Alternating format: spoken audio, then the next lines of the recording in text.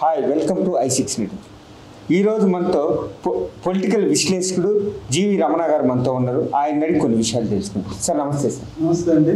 అదేవిధంగా చూస్తే ఇప్పుడు ఆల్రెడీ తిరుపతి మంచి హాట్ టాపిక్ అయింది. ఏదైతే లడ్డు ఏదో ఆ దేవుని యొక్క ప్రసాదం, ఆ ఏడుగొండల స్వామి ప్రసాదం అని చెప్పేసి చాలామంది అసలు ఎక్కడ లేని టేస్ట్ అదే ఉంటుంది అని చెప్పేసి దాంట్లో కూడా ఏదో ఫ్లాట్ కలుపుతున్నారు, కొవ్వు కలుపుతున్నారు, ఇట్లా చాలా ఆరోపణలు అనేది జరుగుతున్నాయి. దానిపైన మీరు ఈ జంతువుల తాలూకు ఫ్యాట్ లేకపోతే దాన్ని తీసిన ఒక రకమైన ఆయిల్ కలుపుతున్నారు, నెయ్యికి బదులుగా లేకపోతే ఆ నెయ్యిలో కొంత భాగం కలుస్తుందని చెప్తున్నారు. నేనైతే అది నమ్మటం లేదు. ఎందుకంటే అది చాలా పవిత్రమైన ప్రదేశం. మనకి వరల్డ్లోనే దట్ ఈస్ సెకండ్ హైయెస్ట్ అంటే రెమ్యూనరేషన్, అంటే వచ్చే ఆదాయం కానీ లేకపోతే వచ్చే భక్తులు కానీ భక్తులు తాకిడి కానీ అట్లా అది సెకండ్ ప్లేస్.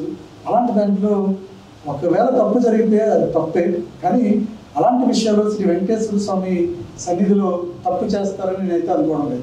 ఇక్కడ ఏంటంటే మీకు ఒక్కసారితో కాదు, ఇక్కడ డిఫరెంట్ టెస్టులు జరుగుతూ ఉంటాయి. మీకు ఒక సంవత్సరంలో 5 లక్షల టన్నులు నెయ్యి వస్తుంది తిరుపతి. ఒక సంవత్సరంలో 5 లక్షల టన్నులు వచ్చేటప్పుడు ప్రజెంట్ ఏఆర్ నెయ్యి వాళ్ళని తమిళనాడు వాళ్ళు మీకు ప్రొవైడ్ చేస్తున్నారు. వాళ్ళు ఇప్పుడు ఈ ఒక్క దేవాలయం కాదు, చాలా దేవాలయాలకు వాళ్ళు నెయ్యిని సప్లై చేస్తారు. గత 5 సంవత్సరాల నుంచి చేస్తారు, 25 వీక్స్ నుంచి. ఎలాంటప్పుడు ఎక్కడ కూడా ఆరోపణలు రాలేదు. ఇప్పుడు మాత్రం ఆరోపణలు చంద్రబాబు గవర్నమెంట్లో వచ్చినాయంటే ఇది రాజకీయ దురుద్దేశంతో కూడిన ఆరోపణలేమో అని నాకు అనిపిస్తుంది. ఎందుకంటే నెయ్యిని తెచ్చే ఫర్ ఎవ్రీ 6 monthsకి టెండర్స్ని పిలుస్తూ ఉంటారు. సో బెస్ట్ కోట్ ఎవరు చేస్తే వాళ్ళకి ఇవ్వడం కూడా జరుగుతుంది. అలా ఆ క్రమంలో ఆ నెయ్యిని NABL అని ఉంటుంది, national accreditation board for testing and calibration laboratories వాళ్ళు పదే పరీక్షిస్తూ ఉంటారు. వాళ్ళే కాకుండా టీటీడీ వాళ్ళు కూడా 3 times వాళ్ళు కూడా పరీక్షిస్తారు, టెస్ట్ చేస్తారు. 3 టెస్ట్, ఈ 3 times టెస్ట్లో కూడా అది కరెక్ట్గా ప్రాసెస్లో జరిగింది, బెటర్గా ఉందంటేనే they have to go to for the preparation of that laddu. Any deviation is there then they can be rejected, అంటే తిరస్కరిస్తారు, ఆ ట్యాంక్ని తిరస్కరిస్తారు. ఆ ట్యాంక్ అలాగా 2014 నుంచి 19 మధ్యలో 14 సార్లు తిరస్కరించబడింది. అంటే అప్పుడు చంద్రబాబు గవర్నమెంట్, టీడీపీ గవర్నమెంట్ ఉంది అప్పుడు. అలాగే 2019 నుంచి 24 మధ్యలో 18 సార్లు అట్లానే తిరస్కరించబడింది.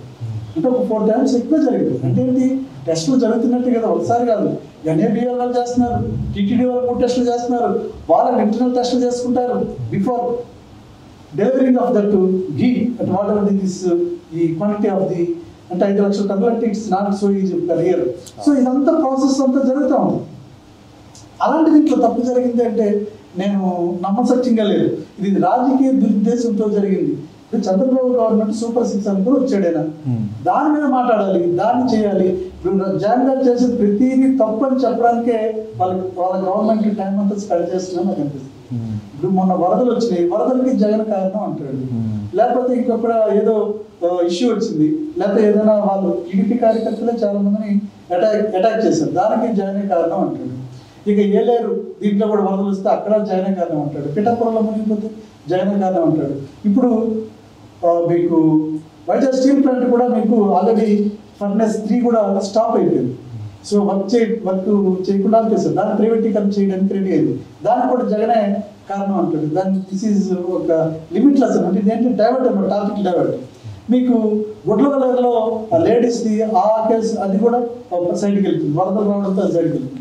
ఇలాగా ప్రతిసారి ఏదో ఒక ఇష్యూ ఆ గవర్నమెంట్ మీద రాగానే ఒక డైవర్ట్ టాపిక్ తీసుకొచ్చి పాత గవర్నమెంట్ మీద తోసేయడం అనేది ఆయనకి అలవాటు. అందుకని వైవి సుబ్బారెడ్డి గారు కూడా ఇది ఛాలెంజ్ చేశాడు. ఛాలెంజ్ చేయడమే కాకుండా ఆయన, ఎందుకంటే ఆయన 2 times ఆయన ఉన్నారు, అంటే ఈ ఐడియాలో టీటీడీ చైర్మన్ గా ఫస్ట్ 2 years, నెక్స్ట్ 2 years ఆయన ఉన్నారు. లాస్ట్లో భువన కరుణాకర్ రెడ్డి గారు వచ్చారు. ఇద్దరు కూడా దాని మీద వివరణ ఇచ్చారు, టీటీడీ వాళ్ళు కూడా ఇచ్చారు. ఆ రమణ దీక్షితులు ఆయన ఒక కల్పిట్ అక్కడ ఆయన ఎప్పుడు ఏ స్టాండ్ తీసుకుంటాడు, ఎప్పుడేం మాట్లాడుతాడో ఆయనకు తెలియదు. ఆ విషయం పక్కన పెడితే ఇప్పుడు వైవి సుబ్బారెడ్డి గారు 4 years మ్యాక్సిమం టైం ఉన్నారు కాబట్టి ఆయన ఛాలెంజ్ చేశాడు. తప్పు జరిగితే నేను ఏ శిక్షకైనా సిద్ధంగా ఉన్నాను. అంతేకాకుండా ఇమ్మీడియట్గా ఆయన హైకోర్టుకి వెళ్ళి లంచ్ మోషన్ పిటిషన్ వేశాడు. లంచ్ మోషన్ పిటిషన్ వేసి, సో మీరు ఇమ్మీడియట్గా ఒక న్యూట్రల్ జడ్జెస్ తోటి ఒక కమిటీ వేసి దీని మీద టెస్టులు జరిపించి నాకు పూర్తిగా నిర్ధారణ చేయండి అని చెప్పి. సో అది వాయిదా పెట్టింది, ఒక 2 రోజులు 3 రోజులు వాయిదా వేశారు. దాన్ని కూడా లంచ్ మోషన్ పింఛన్ అనేది యాక్చువల్ ఇమీడియట్గా చేయాలి. But they have to need some more time to take this type of the enquiry. దానికి ఉన్న పూర్వపరాలన్నీ కూడా వాళ్ళు కూడా ఇచ్చేయాలి. నెక్స్ట్ ఈరోజు ఇందాక కూడా ఏదో ఏఆర్ సంస్థ మీద కూడా వాళ్ళు అటాక్ చేయడం, తమిళనాడు గవర్నమెంట్ కూడా కొన్ని ఇది ప్రాథమికంగా వాళ్ళు కూడా ఎంక్వైరీ చేయడం స్టార్ట్ చేశారు. ఈ టీటీడీ కూడా ఏం చేసిందంటే ఏఆర్ సంస్థకి ఏఆర్ డైరీ ఫార్మ్కి అయితే వీళ్ళు పంపించారు. వీళ్ళు పంపిస్తుంది కరెక్ట్గా లేదంటే వాళ్ళ రిపోర్ట్లు వాళ్ళ తరపున దగ్గర ఇన్ఫర్మేషన్ అంతా వీళ్ళు పంపించారు. కాదు ఇది తప్పని చెప్పి. బట్ టీటీడీ నుంచి మళ్ళీ ఏ సమాధానం కూడా లేదు. ఇప్పుడు కొత్తగా న్యూ టెండర్లు పిలుస్తున్నారు. ఇదంతా ఏంటంటే this is the process of the against the old government. ఇప్పుడు మనం ప్రతిసారి చూస్తాం జాన్ గారిది మీకు ఇది ఉంటుంది, ఏది హెరిటేజ్ ఉంటుంది. జాన్ గారు వచ్చినాక అమూల్ తీసుకొచ్చాడు.